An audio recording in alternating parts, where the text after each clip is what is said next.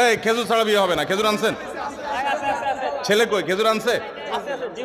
এই কার্টুন ভর্তি খেজুর, যুবকরা সবাই বাড়িতে খেজুর নিয়ে যাবে। বসেন।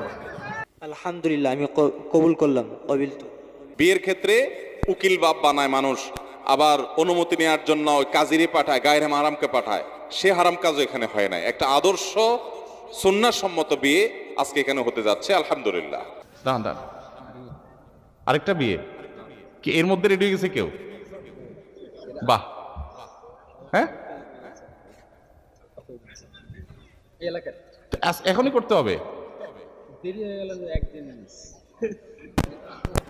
কালকে করে গাজীপুর মাহফিলে চলে আসুক, আমার গাড়িতে নিয়ে যাবো। ফাও